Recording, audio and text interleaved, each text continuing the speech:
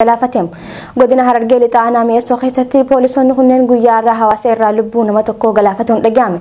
Poolisoonni Oromiyaa 3 humnoota raayyaa ittisa wayyaaneetiin akka wareegamanii fi hawaasa irraa kanneen biroo hedduu madaa'uu jiraataan aanichaa OMN'f himame.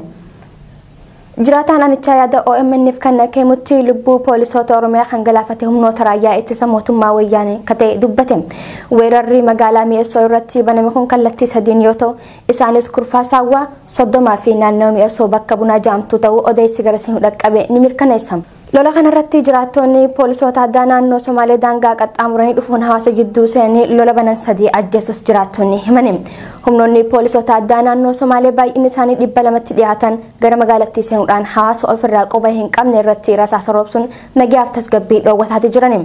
Oduma wal qabateen Harargee Bahaa aanaa Gursum keessattis guyyaa kaleessaa duulli qindaa'aan hawaasa nagaa irratti banamuudhaan yoo xiqqaate lubbuun namoota 4 akka dabarte OMN'f himani.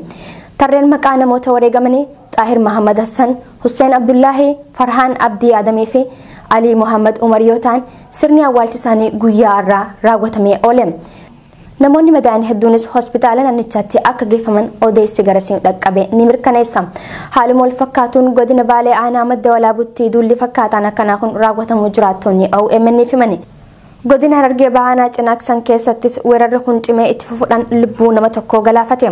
Haaluma wal fakkaatuun godina Baalee aanaa Madda Walaabuu duulli fakkaataan akkanaa raawwatamuu dubbatan jiraattonni. Weerara kana kan adda isa taasisu humnoonni poolisoota addaa naannoo Somaalee lakkoofsaan hedduu ta'an qindoominaan meeshaa ammayyaatiin weerara banuudha. Weerara kanaan poolisoonni Oromiyaa aantummaa hawaasaatiin jiraattota waliin humnoota kana dura dhaabbatan 2 yoo wareegaman jiraattota irraa immoo 2 madaa'uun gabaafame. Poolisoonni lamaan wareegaman Saayifi miliyoon kan jaaman yogguu ta'u jiraataan rasaasa humna waraana addaa naannoo Somaaleetiin rukutame ammoo Haaji Adam jaama. Miidhamaan kunis yeroo ammaa hospitaala Dalloo irraa fuudhamee gara hospitaala Goobbaatti geeffamuudhaan wallaanamuu irratti argama.